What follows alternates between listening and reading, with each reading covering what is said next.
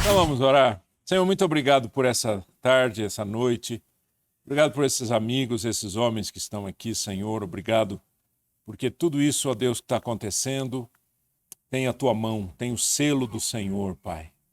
E nós te agradecemos, ó Deus, porque há alegria no nosso coração em pensar um movimento que faça diferença na cidade.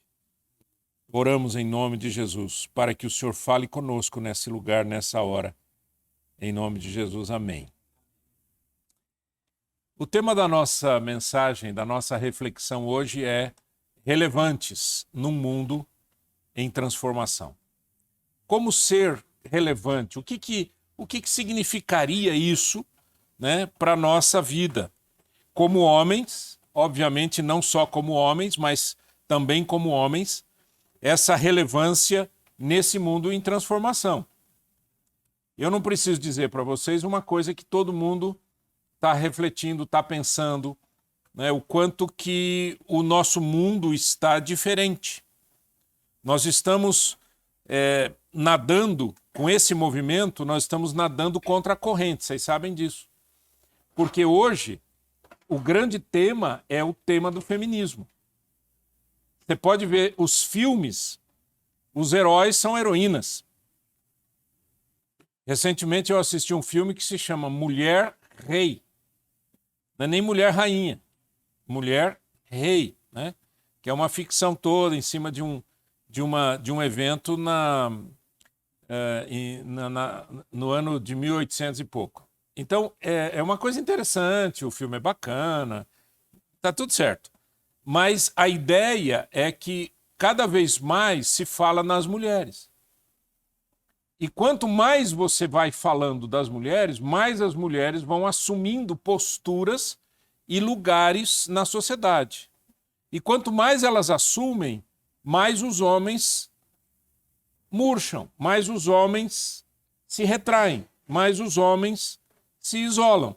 Então, hoje o movimento Palavra de Homem é algo assim, vamos dizer, não é politicamente correto. Tá? Mas eu quero falar com o seu coração, eu quero falar com você. Eu não quero falar do movimento, tá? Quero pensar isso à luz de cada um de nós, né? À luz do nosso coração. Esse homem relevante, eu quero tratar esses 6 aspectos hoje. O homem é relevante em unidade de oração, caráter, fé na provisão, paz para todos, empatia e milagre e foco na missão. Vamos pensar nisso à luz de um texto bíblico, que é o texto de Lucas capítulo 10, de onde eu tirei esses tópicos que a gente vai conversar agora. Então, prepara o seu coração, prepara a sua mente, abre o seu coração e pense comigo o que isso tudo significa. Na verdade, o texto bíblico diz que o Senhor Jesus reuniu homens, reuniu pessoas e os enviou de 2 em 2 para fazerem a obra. Esse é o texto, tá? E ele vai explicando algumas coisas e vai deixando claro para as pessoas algumas coisas. Então a primeira coisa é essa. Lucas 10, versos 1 e 2. Vamos ler juntos. Depois disso, o Senhor designou outros 72 e os enviou 2 a 2 adiante dele, a todas as cidades e lugares para onde ele estava prestes a ir. E lhes disse, a colheita é grande, mas os trabalhadores são poucos. Portanto, peçam ao Senhor da colheita que mande trabalhadores para a sua colheita. Algumas características nós temos aqui muito interessantes. Primeira coisa, o Senhor Jesus pegou aqueles homens e dividiu de 2 em 2. O que isso significa? Significa que sozinho não dá para a gente fazer nada. Começa aí. Sozinho não dá para fazer nada. Não dá para ser relevante sozinho, né? Nenhum de nós aqui é artista, nenhum de nós aqui é astro de TV, né? Astro de novela que sai na rua e todo mundo olha para a pessoa. Não é essa a ideia. A ideia é que a obra precisa ser feita em grupos, né? De 2 em 2. Segunda coisa que o Senhor Jesus disse para esse pessoal é: vocês devem orar. A oração tem que fazer parte do grupo de vocês. Peçam para o Senhor que mande obreiros para a sua seara. Tem pouca gente trabalhando. Você vê pelo número de pessoas que vêm aqui semanalmente. Onde é que estão aqueles homens todos que cantavam em verso e prosa o nosso trabalho? Não o meu, o nosso trabalho. O trabalho que a gente faz. Onde é que estão aquelas pessoas, né? Ah, estou envolvido com um monte de coisa. Ah, isso daí é desculpa. Justificativa a gente tem para tudo. A gente cria justificativa. Mas o que acontece? O que acontece é que a gente muitas vezes não está devidamente envolvido em oração. De chegar para Deus e falar, Senhor, é pouca gente. E com poucos, dá para a gente fazer alguma coisa. Com muitos, dá para fazer muita coisa. Essa é a ideia, né? Rogue ao Senhor da Seara que mande mais obreiros. Eu não consigo ser relevante na minha vida, no meu ministério, sozinho e nem sem oração. Tudo bem até aqui? Vamos para o número 2. Questão de caráter. Jesus disse no versículo 3, vão, eu estou enviando vocês como cordeiros entre lobos. O que Jesus está falando? Que o caráter do ministério é um caráter de cordeiro e não de lobo. O caráter do homem cristão é um caráter de cordeiro e não de lobo. O lobo é o predador, é o caçador, né? O lobo é aquele que vai dar o bote. O lobo é aquele que se reúne com o grupo para fazer alguma coisa. Né? Claro, ele é um caçador, então ele vai caçar junto com a sua equipe, vamos chamar assim. Se a gente traduzir isso para o ser humano, a gente percebe que existem pessoas que se acham lobos. Mas o caráter de Jesus é um caráter de ovelha.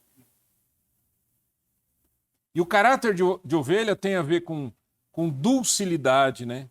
Com gentileza. A ovelha não é caçadora. Parou para pensar nisso? A ovelha não é caçadora.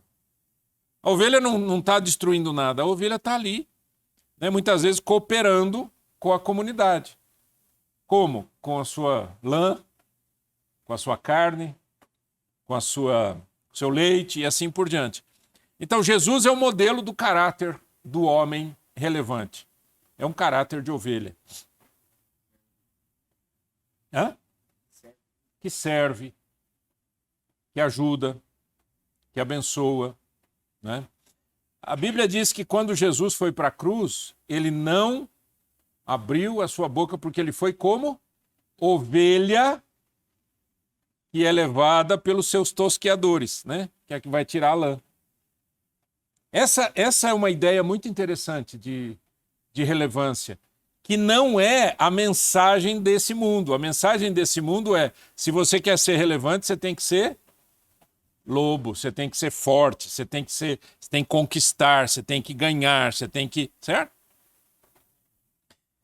O homem cristão não se acovarda diante dos obstáculos, porque Jesus disse, eu envio vocês como ovelhas para o meio de lobos.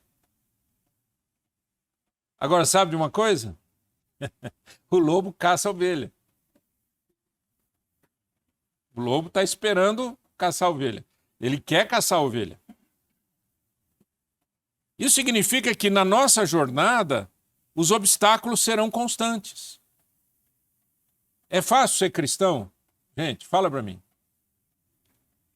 O que vocês acham? É fácil? Simples? Normal? A sociedade absorve bem a vida do cristão? Não, né? Ser cristão é quase contra a cultura, é contra o fluxo da vida na sociedade moderna.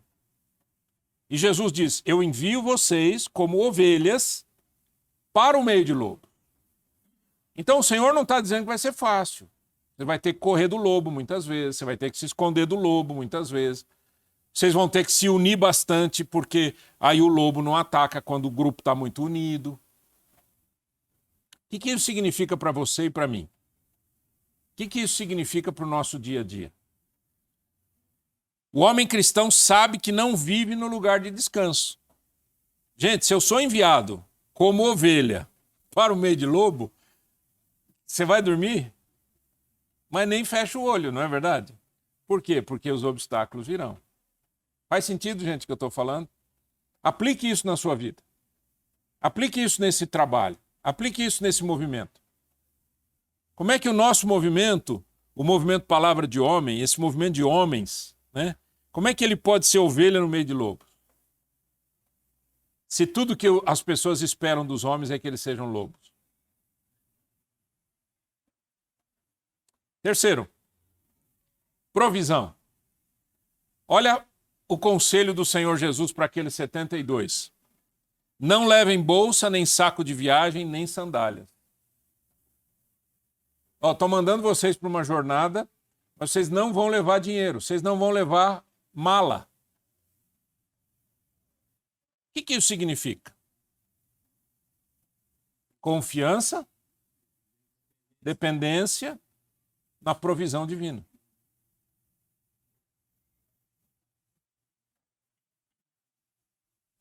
Esse movimento aqui, ele acontece, você já viu isso? Totalmente sem dinheiro. Vocês já viram isso? Não. Você já viu alguma coisa acontecer sem dinheiro na sociedade, gente? Hã?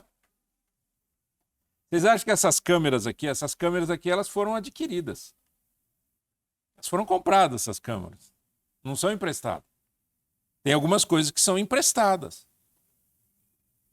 Mas o trabalho que é feito aqui, por exemplo, de gravação, depois de edição, de iluminação, é um trabalho voluntário, é um trabalho dadivoso, é um trabalho generoso, é um trabalho de gente que diz, eu acredito tanto nisso que eu quero fazer parte disso. Ou seja, esse trabalho, ele existe com dependência de Deus. A gente não está dependendo da grana, do dinheiro. Né? Não que seja ruim ter dinheiro, né? Mas é uma questão de vamos depender de Deus ou vamos depender do que a gente tem no bolso? Como é que a obra de Deus é feita na terra? Com dinheiro ou com fé? Com fé. E o dinheiro vem.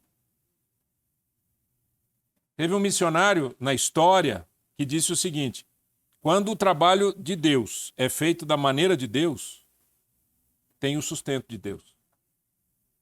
Deus sustenta aquilo que ele acredita que está certo, né? Ou seja, aquilo que a gente está fazendo que tem a ver com aquilo que ele quer que a gente faça.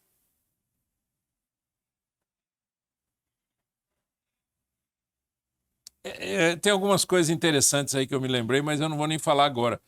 Quem sabe depois.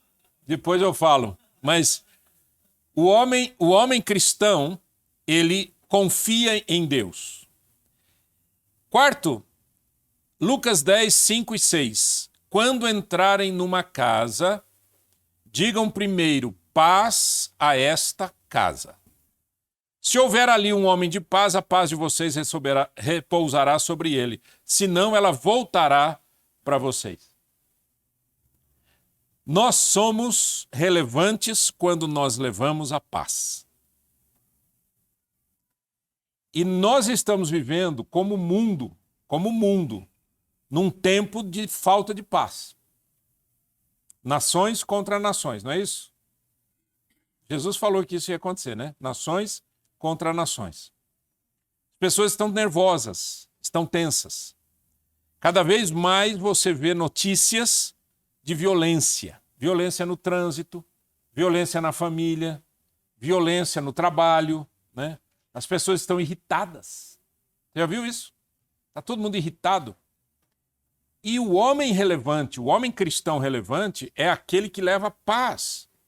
Ele traz o evangelho da paz, ele traz a aliança da paz, ele traz a paz que vem através de Jesus Cristo. Paz dentro de casa. A paz que edifica corações, né? Olha que legal isso aqui. Quando entrarem numa casa, digam primeiro, paz a esta casa. Se houver ali um homem da paz, ele recebe a paz. Se não houver, volta para você. Como é que é essa dinâmica? A dinâmica é a seguinte: nós não somos chamados a convencer ninguém. Nós somos chamados a expressar o amor de Deus. Você sabe que tem gente que acha que tem que convencer as pessoas. São aqueles que se tornam briguentos, se tornam pessoas cheias de confronto, né? Criam confronto. Porque se você acha que você tem que convencer alguém, você não ouve a pessoa, você não respeita a pessoa. E nós somos pregadores de paz. A paz esteja aqui, a paz esteja na casa, a paz esteja no trabalho, né? Se a pessoa diz, não quero isso daí, o problema é seu, não é meu mais. Porque eu sou um pregador da paz. Não vou convencer você. Não vou amarrar você numa parede e convencer você ou fazer você acreditar no que eu acredito. Quinto lugar, empatia e milagres. Por quê? Porque olha só o que Jesus disse. Curem os doentes que ali houver e digam-lhes, o reino de Deus está próximo de vocês. Algumas coisas aqui. Número 1, empatia. Empatia é o quê? É você ver que tem alguém doente, né, gente? É você ver que tem alguém sofrendo. É você perceber quem está perto de você que está passando por alguma situação. Então, ao receberem esta ordem de Jesus, curem os enfermos, eu preciso saber onde esses enfermos estão. E eu preciso reconhecer isso. Para eu reconhecer, eu preciso ser empático. Segundo, eu preciso de um poder de Deus para isso acontecer.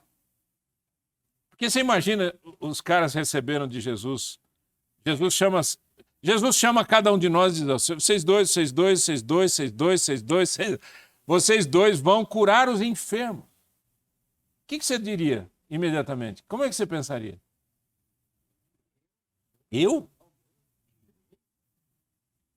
Como? Eu nunca vi isso na minha vida.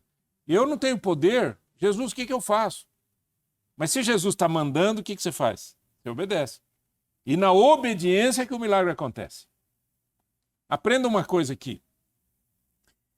Espiritualmente falando, os milagres de Deus só são acionados quando há obediência. Quando você faz o que Deus manda, Deus faz o milagre. Por isso que lá em Marcos capítulo 16 diz que o Senhor cooperava com os discípulos por meio de sinais e prodígios que seguiam. Por que o Senhor cooperava com os discípulos? Porque era Jesus dizendo, eu vou atestar que aquilo que eu mandei vocês fazerem, vocês estão fazendo. E porque vocês estão fazendo, quem vai fazer o milagre não vai ser vocês, vai ser eu. Vou ser eu. Eu vou fazer os milagres. Mas eu quero que vocês obedeçam, que vocês vão e façam. Vão lá curar as pessoas. Terceiro aspecto aqui é, digam para as pessoas, o reino de Deus está próximo de vocês. Então não é só o milagre pelo milagre, não é a cura pela cura, mas é o reino de Deus. Características do reino de Deus. Eu quero que você pense que diferença haveria na sua casa, né? Não estou dizendo que não exista, por favor, tá? Eu só estou fazendo isso daqui uma consideração genérica. Que diferença haveria na sua casa se ao invés de você reinar, reinasse Deus? Se ao invés das regras do mundo reinarem, reinasse o reino de Deus? O que isso significa? Quanta coisa mudaria se o reino de Deus chegasse no seu trabalho? Se o reino de Deus chegasse na maneira como você se expressa no mundo? Se o reino de Deus chegasse nos seus negócios? Pensa comigo. E essa é uma palavra do Senhor. Eu não consigo ser relevante se eu não contar com o milagre de Deus, queridos.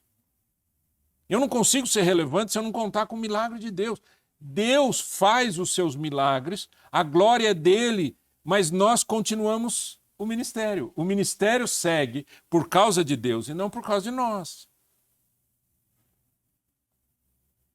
Eu estava relembrando sobre o movimento Holy Hour, né? Vocês lembram do movimento Holy Hour? O movimento Holy Hour era exatamente o que a gente faz aqui. Que o Palavra de Homem nasceu a partir do Holy Hour, né? Mas eu estava comentando um pouquinho que lá para 2014, 2015, a gente tinha uma reunião de quantos homens? 300 e poucos homens, toda segunda-feira. Aí alguém poderia dizer, viu como você você estragou tudo, o ministério estava bom, você foi para o Canadá, a coisa foi morrendo aos poucos, hoje nem o nome Rolial é usado mais, e agora o palavra de homem está aí, vocês estão aí com uma meia dúzia de homens. O que você responderia? Eu tenho uma resposta, minha resposta é a seguinte: primeiro, que eu não sou dono de nada, segundo, que não sou eu quem fez acontecer, não fui eu quem fez acontecer a reunião de 300 homens. Foi Deus. E esse mesmo Deus, ele não se aposentou. Gente, Deus não foi afetado pelo Covid. Vocês sabem disso, né, ou não? Deus não foi afetado. Deus não está em home office. Deus é Deus. Agora, sabe o que eu sonho para a minha vida e para a sua vida? Eu sonho que você seja um multiplicador desta vida, dessas mensagens. Eu sonho que 10 homens se multipliquem em mais 10. 50 homens se multipliquem em mais 50. 100 homens se multipliquem em mais 100 homens. Ou seja, de alguma maneira, a gente multiplique o que a gente está vivendo, vivenciando, experimentando. Não é o movimento grande ou pequeno, é o tamanho do Deus deste movimento. É o que Deus quer de mim. E o que Deus quer de você para 2023? Estou gravando aqui, 2023. O que Deus quer de você? Você é apenas como é que a gente fala, um viajante, ou você é o protagonista desse negócio aqui? Você que vai fazer alguma coisa acontecer dependendo do poder de Deus, ou você é daqueles que são passageiros? Para muita gente o mundo é um táxi, né? O cara é passageiro. Nossa, piadinha horrível. Horrorosa. Mas essa é a ideia, eu não estou passeando no mundo. Eu não estou passeando. Você está passeando no mundo, não? Quanto mais eu olho no espelho e vejo que o tempo vai me consumindo, gente, e eu vou envelhecendo, quanto mais eu penso nisso, sabe o que eu penso mais? Que eu estou conseguindo deixar nesse mundo a quantidade de legado que eu sonhei em deixar. Essa é a minha maior preocupação. Trabalho como todo mundo, pago minhas continhas como todo mundo, né? Sou aquele cara também que olha e diz assim, o mês que vem eu não tenho para pagar, vou ter que trabalhar mais, vou ter que fazer alguma coisa diferente, vou ter que criar alguma situação aqui para poder pagar as contas para o mês que vem, igual todo mundo. Mas não é essa a minha vida. Minha vida não é ganhar e pagar. Minha vida é deixar um legado, uma história. Que história você vai deixar para os seus filhos e netos?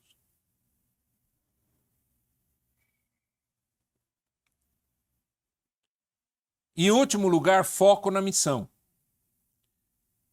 Em Lucas 10, a segunda parte do verso 4 diz assim: não saúdem ninguém pelo caminho. Gozado isso daqui. Muito interessante essa palavra. Ele diz, olha, vocês não devem levar nada, não levem mala, não saúdem ninguém pelo caminho. O que é isso? Foco.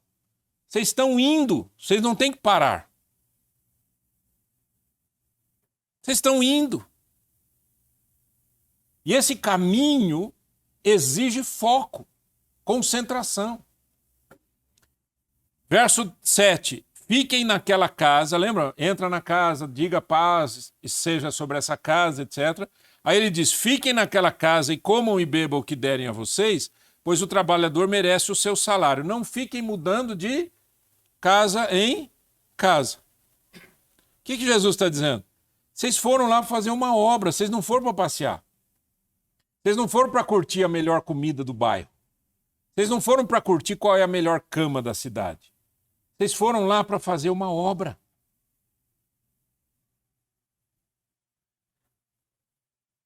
Uma imagem que me vem na mente, enquanto a gente está falando, a gente vai lembrando um monte de coisa na vida, né? Uma imagem que me vem à mente, quando eu era seminarista, E eu tinha um terno branco. Eu não sei onde eu estava com a cabeça. Eu tinha um terno branco, gente. Branco. Eu não sei o que eu parecia. Eu era cantor de... Parecia um cantor. Parecia... Sei lá o que eu parecia. Mas eu tinha um terno branco. E me convidaram para pregar numa determinada região e que para ir para aquela região eu tinha que pegar o barco. E eu tô lá de terno branco, sentadinho no barco, daquele barco que você sabe que vai sujar o terno na hora que você levantar. E a alegria que eu tinha no meu coração de que eu estava indo fazer a obra de Deus. Não importava nada daquilo. Eu me lembro uma vez que chegou alguém me apresentou um missionário, falou, esse daqui é um missionário da cidade tal, não sei o quê. E a pessoa disse assim para mim, ele é muito pobre, extremamente pobre. Eu olhei mais ou menos o corpo dele assim, eu era mais magro. Fui lá correndo, peguei meu terno, não era o branco, era um outro terno. E imediatamente dei para ele. E por que eu estou te contando isso? Para te mostrar uma coisa, que quando você está com foco na missão, o resto é tudo periférico. Ter isso ou ter aquilo. Foco na missão. Eu fui para um encontro, um congresso em Miami, e quando eu estava lá, eu estava com o meu notebook. E era uma época de ter um notebook, era coisa muito complicada. Tudo era muito caro. E eu tinha comprado fora, numa viagem que eu tinha feito para Miami, sei lá. E eu tinha comprado aquele notebook. E eu estava naquele congresso. E um rapaz estava contando que eles estavam com o ministério, não sei o quê, não sei o quê, não sei o quê. E o Espírito Santo falou comigo. Pega o seu notebook e dê para esse rapaz. Eu peguei o notebook e dei para ele. Mas eu não tinha dinheiro para comprar outro. E eu estava em Miami. E eu não tinha dinheiro para comprar outro. Eu voltei para o Brasil sem notebook. E eu estou numa igreja pregando. Eu disse, gente, aconteceu isso. Tenha um coração na obra de Deus. Quando o Espírito Santo fala alguma coisa para você, faça. Quando terminou o culto, veio um homem lá na porta e disse assim para mim, você podia passar na minha casa hoje? Era um amigo meu. Claro, passo lá depois do almoço. Cheguei lá depois do almoço e ele disse, tem esse computador e tem esse computador. Qual que você quer? Escolhe e leva. O que isso significa? Que quando você anda na força da missão, no propósito de Deus, Deus providencia. Deus me levou para Miami para entregar um computador para o ministério e eu voltei para cá e ele chamou uma pessoa e disse, agora você supra a necessidade desse obreiro que ficou sem. Ele precisa trabalhar. O que vocês acham disso? Difícil entender? É difícil entender que quem manda é Deus e que eu tenho que ter foco e concentração e andar segundo a vontade do Senhor e não olhar para os lados. Foca e vai. Quando eu olho para a minha vida pessoal, família, etc., se eu parar para pensar, eu não consigo compreender como Deus cuidou de mim durante todos esses anos. 40 anos de ministério. 40 anos servindo ao Senhor. Aliás, mais do que isso, porque eu comecei a servir a Deus antes de ser pastor. Mas é aquela coisa, quando você foca, quando você diz, Senhor, é isso que o Senhor quer? Você dá um passo.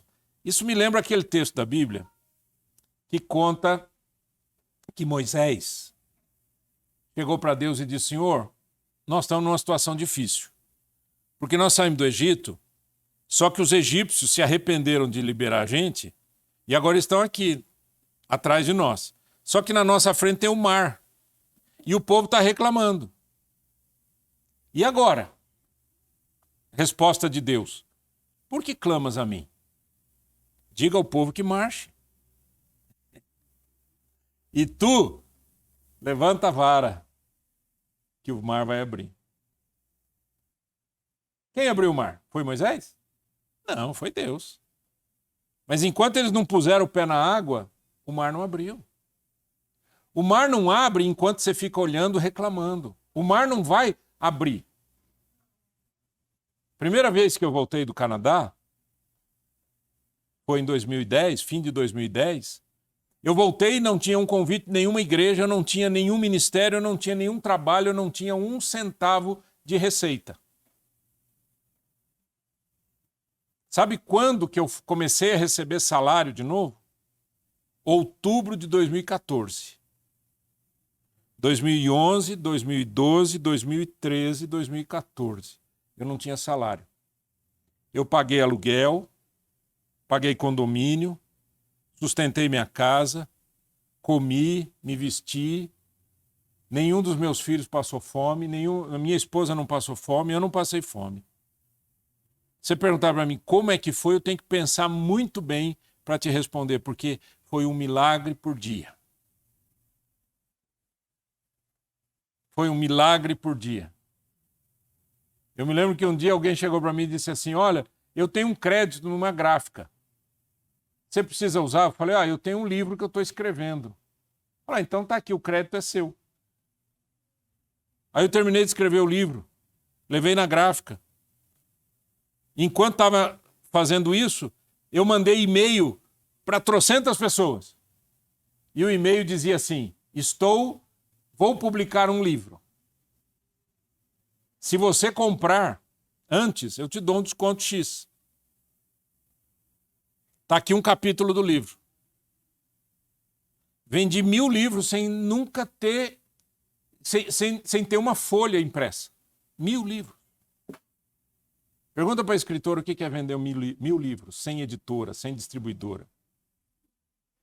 Aí você vai, nossa, você tem amigos, né? Não, eu tenho um Deus glorioso que falou, faça a minha obra, eu cuido de você. Não perca de vista a obra, eu cuido de você. Quando eu voltei do Canadá, eu voltei com um sonho, uma ideia de ter um projeto de discipulado pela internet. Eu tinha até o nome. Como eu estava lá no Canadá, o nome era em inglês. Era e-journey. Né? Era como se fosse jornada eletrônica. Né? Aí cheguei aqui, chamei um rapaz que trabalhava com programação de computador e contei para ele o meu sonho. Falei, olha, eu quero isso, que ele gruda com isso, que faz isso, que tem essa funcionalidade, que eu aquilo com aquilo outro, esse 2011. Faça isso, faça isso, faça isso, faça isso. Você não faz um orçamento para mim? Ele falou, pode deixar, pastor. Vou fazer o orçamento e te apresento.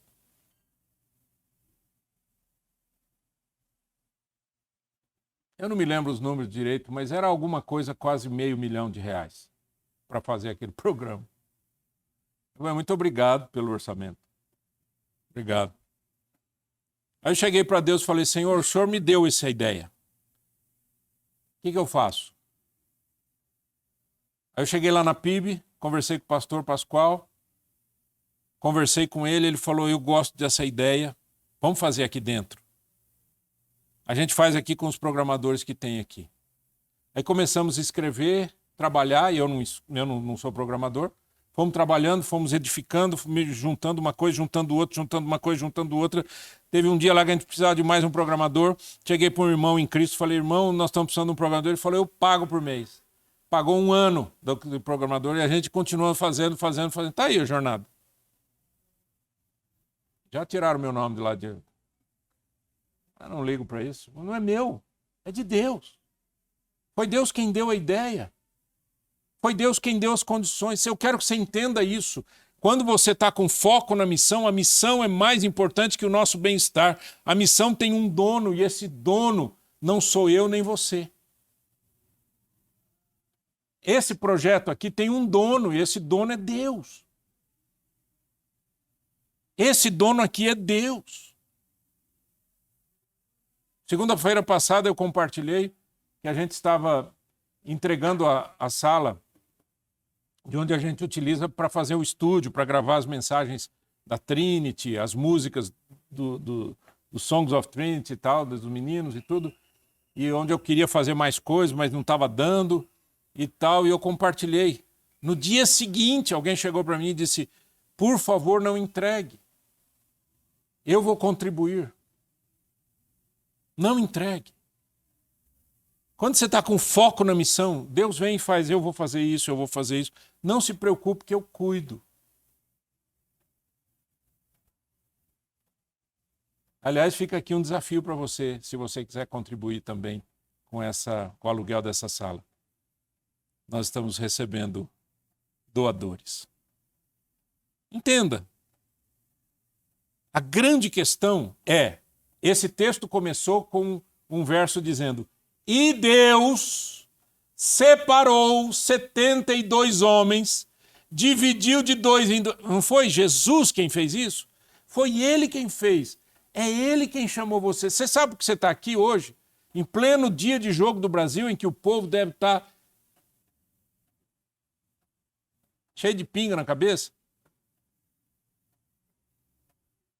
Sabe o que você veio fazer aqui? Você veio ouvir essa mensagem. Como ser relevante na sua vida, na sua família, na sua história, no seu ministério. Não olhe para a idade. Não existe idade. Quando Caleb ficou sabendo que tinha que conquistar uma região de Israel, Caleb chegou e disse: eu vou. Sabe quantos anos ele tinha? 80. Eu vou. Estou com medo, não. Deus está comigo. Quando o povo de Israel estava com medo do gigante lá, não é, do Golias, sem saber o que fazer, um exército inteiro congelado. Cada vez que eles olhavam para o gigante lá, eles diziam assim: eu estou fora desse negócio. O gigante dizia: não tem ninguém? A Bíblia não conta, mas eu fico imaginando que esse homem deve ter xingado os caras. Não é verdade? Ou você acha que... Mas xingou muito. Aí Davi, um pastor de ovelhas, o pai dele chega e fala: filho, leva esse lanche para os teus irmãos estão lá na guerra. Vai lá ver se eles estão bem. Aí Davi chega lá, vê aquela situação. Diz: o que está acontecendo, pessoal? Não, eles decidiram aí o seguinte, que ao invés da gente ficar um matando o outro aqui, morre dois só ou morre um. Golias, eles já têm o lutador, só falta o lutador da nossa parte. E o rei falou o seguinte, que quem venceu Golias, a sua família não paga mais imposto, ainda vai casar com a filha do rei. Davi falou: o quê? Vai casar com a filha do rei e sua família não vai mais pagar imposto. O texto bíblico, presta atenção que eu vou falar agora aqui, para você nunca mais esquecer isso. O texto bíblico diz que Davi começou a perguntar aqui, depois ele repetia a pergunta ali, depois ele repetia a pergunta ali. Por que será que ele repetia a pergunta?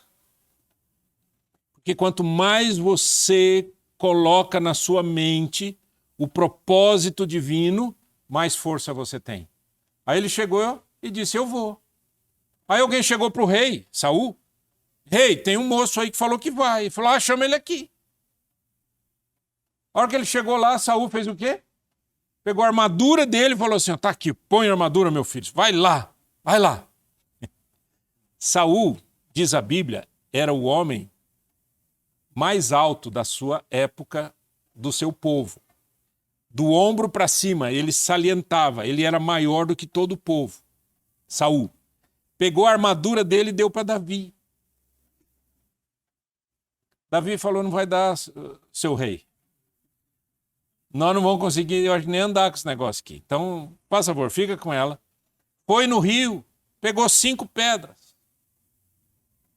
Colocou ali no seu embornar. Não era assim? Embornar? Pegou a sua funda, que era um estilingue sem forquilha. Pegou a sua funda, botou uma pedra e foi conversar com o gigante. O gigante olhou para ele e falou assim: o que vocês estão pensando, que eu sou passarinho? Davi olhou para ele e falou assim: tu vens a mim com espada e lança. Eu vou a ti em nome do Senhor dos Exércitos, porque foi o nome do Senhor dos Exércitos que você afrontou. Rodou a funda, soltou a pedra entrou na testa do gigante, o gigante caiu. Pum. Davi correu lá, pegou a espada do gigante, que devia ser gigante, cortou a cabeça do Golias, levantou e disse: e aí, pessoal?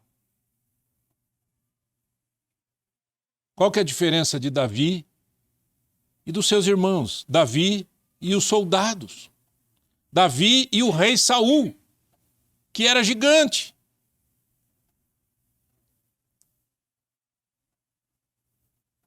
Quando você olha para Deus, quando você olha para o Senhor, os problemas diminuem e o Senhor faz o milagre.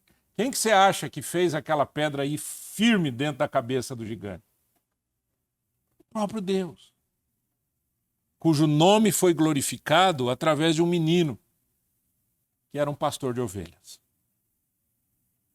A grande pergunta é: o que você vai fazer para ser relevante?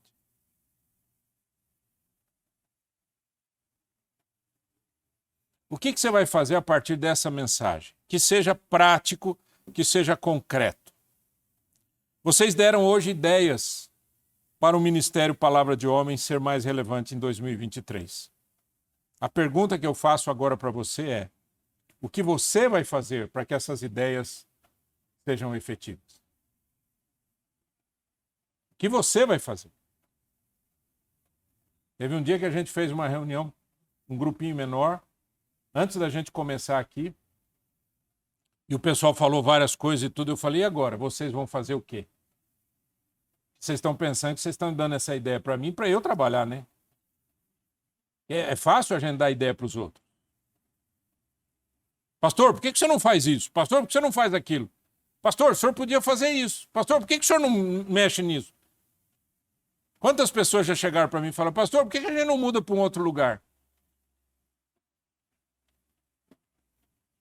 Me dê ideia. Você conhece alguém? Ah, não conheço ninguém. Eu também não. Eu também não. Pensa com isso.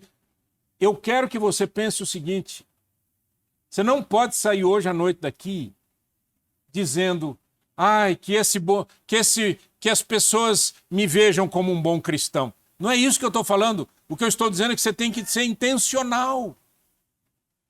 Eu contei algumas histórias minhas aqui, não é para dizer nada a meu respeito de melhor, mas simplesmente para dizer: quando você obedece ao Senhor, quando você está na obra, quando você está na missão, quando você sabe exatamente para onde você vai, o Senhor vai cuidar de você.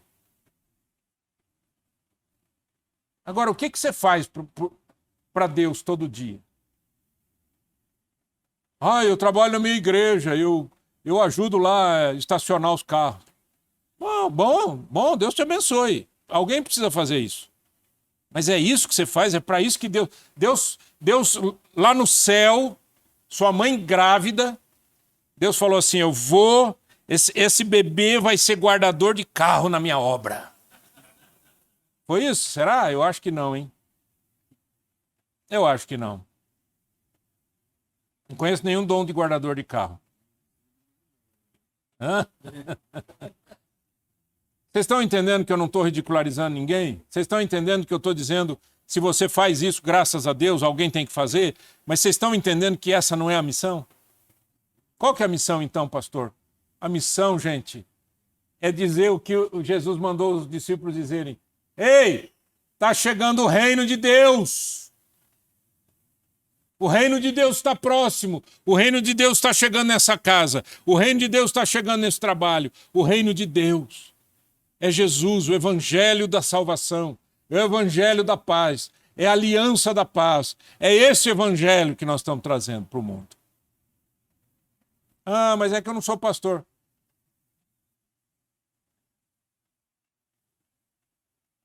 Davi não era pastor. Ele era pastor de ovelha, mas não é essa a questão. A questão é: eu nasci com um propósito de Deus na terra, que é brilhar o nome de Cristo aqui. E o que você vai fazer na sua igreja? O que você vai fazer aqui, no Ministério Palavra de Homem? O que você vai fazer como homem nessa cidade, nessa terra, ou onde o Senhor te levar? Onde o Senhor te levar? Só para terminar, eu quero orar com você por uma questão bem séria. E a questão é: Que Deus abra os meus olhos e os seus olhos, para que a gente possa saber exatamente qual é a vontade dele para hoje e para o próximo ano. Vamos fazer essa oração? Pai, em nome de Jesus Cristo, a minha oração é que o Senhor não deixe ninguém ficar acomodado. Que nenhum homem que está aqui agora, ou aqueles que estão assistindo pela internet, Senhor, que ninguém fique acomodado mais. Que ninguém diga que legal que eu vou lá e volto para casa, vou lá e volto para casa. Mas cada um diga, eu tenho um propósito, eu tenho um chamado de Deus, eu preciso desenvolver a missão de Deus e eu quero fazer isso com integridade, com alegria, com amor, mas eu não quero deixar que os meus olhos se desviem desse caminho. Ajuda-nos, ó Pai, a sermos homens de verdade. Em nome de Jesus, amém. E amém. Deus te abençoe.